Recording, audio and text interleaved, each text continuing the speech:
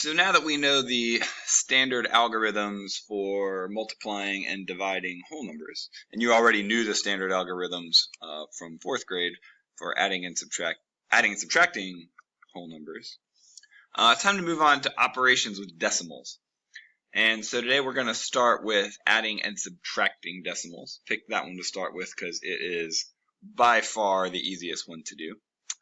So just to review back to 4th grade real quick, don't forget decimals are another way to represent a fraction or a fractional amount, like a part. So if I have, say, the number 19 and 8/10, this number after the decimal is a fraction. I say that way, 19 and 8/10, and that is the same as 19 and 8/10, part of another whole. The number 245 and 712 thousandths is the same thing as 245 and a fraction, 712 thousandths. And if you forgot them, your place values, the whole number place values you probably remember from 3rd and 4th grade. The decimal ones can be a little hard to remember. This is the tenths place. That's really sloppy. Let me write that again. Here, I'll just do this. Tenths. This is the hundredths.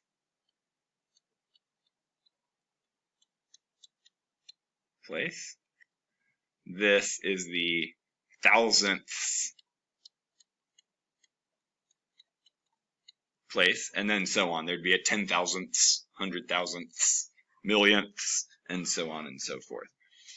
And so that's kind of how decimals work. So let's do some questions that involve adding and subtracting those. So here we go. On the left, the temperature on Monday was 23 and 17/100 degrees Celsius, measured very carefully.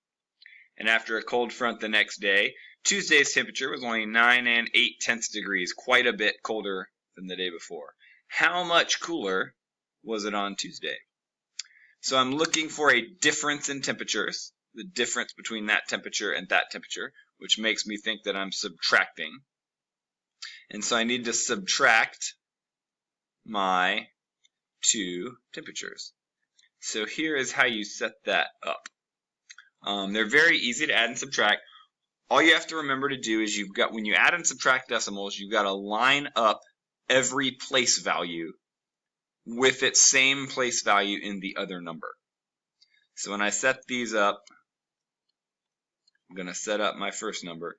When I subtract, this is in the ones place, and so I have to line it up with the ones place here. This is in the tenths place, so I have to line it up with the tenths place here. And then, of course, I line up my decimal with my decimal. If I line up all the place values correctly, then I can add and subtract the number just like I would if there were no decimal in it, which is great. With only a weird part here at the very beginning. You'll notice there's nothing to subtract from the 7th, from the 7/100ths, excuse me. There's no value there. But remember, another thing we learned in 4th grade is that 8/10 is the exact same fraction as 80/100ths.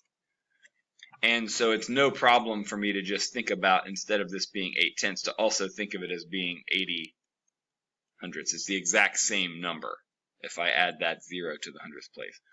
So that's what I'm going to do. And now I just subtract like I normally would. 7 minus 0 is 7. Can't subtract 8 from 1, so I have to regroup 1, 1 into 10/10. And now I can do 11 minus 8 is 3/10. Decimal just kind of stays in the same place where it was. 2 ones minus 9 ones I can't do, so I have to take 1/10 and turn it into 10 ones. And then 3 and 1. So it looks like it was 13 and 37/100 degrees cooler on Tuesday, or 13 and 37/100 degrees warmer on Monday. Let's do another one. So over here on Wednesday, the temperature went up 6 75/100 degrees from where it was Tuesday. What was the temperature Wednesday? So this is an adding problem because I'm adding more degrees to what I had on Tuesday. So Tuesday was 9 8/10 degrees. And I'm going to add to it 6 75/100 degrees. So again, ones line up with ones. Decimals line up with decimals. Tenths line up with tenths. Hundredths line up with hundredths, even though they're not there. And then I just add them like normal. 5 hundredths, 5 tenths, and the other 10 tenths become another 1. And 16. So on Wednesday it would have been 16 55/100 degrees on Wednesday. All right, open your notebook and let's do a couple together. There we go. Let's do these. Talk gymnastics. Anna Rose, these problems are for you. So during the Olympics, gymnast number 1 received a score of 14 5/10 on the balance beam. Gymnast number 2 received a 12 875 thousandths, 875 out of 1,000. How much higher was gymnast number 1's score? So how much higher tells me I'm subtracting. I'm finding a difference. What was the difference in their scores? So if gymnast number 1 got a 14 5/10, I'm going to subtract this, but I've got to get all of my values in the right place. So 10s get subtracted from 10s. 1s get subtracted from 1s. Decimal. Tenths get subtracted from tenths. There aren't any hundredths out here yet, so I'm going to put these out hundredths, thousandths. And just don't forget, this is the same, 14 5/10. That's the same as 50 100ths. So it's no problem to change it to 50 100ths.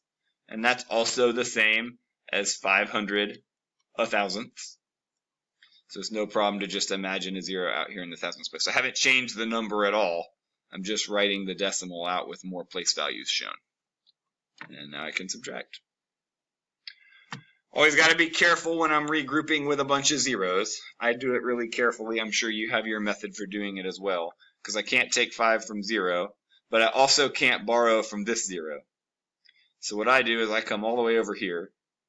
I take one of these to turn it into 10 of these. And now that there are 10 of these, I can take one of those to make 10 of those. That's how I think of it. So now 10 thousandths minus 5 thousandths is 5 thousandths. 9 hundredths minus 7 hundredths is 2 hundredths. I'm going to need more tenths. Can't take 8 from 4, so I'm going to take a whole, a 1, and I'm going to split it into 10 tenths. Have 14 tenths. And that will leave me with 6 tenths.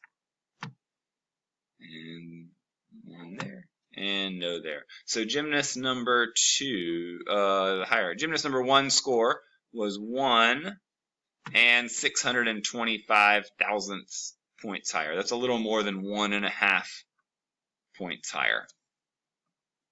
All right.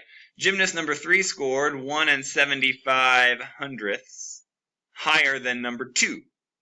What was gymnast number 3's score? So here, that's an adding score, right? I'm going to add this to gymnast number 2's score.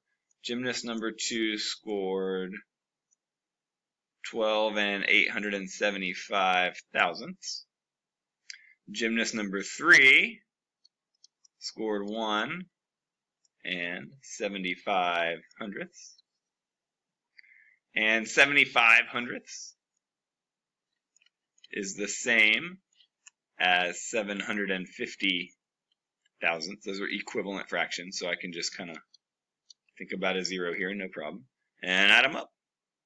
5 thousandths, 2 hundredths, the other 10 hundredths become a tenth. See, 6 tenths, and the other 10 tenths become a whole. 4 ones, and 1 10. So gymnast number 3 would have gotten a score of 14 and 625 thousandths, just a little bit ahead of gymnast number 1. Once you have written these down, we will do our you-dos tomorrow.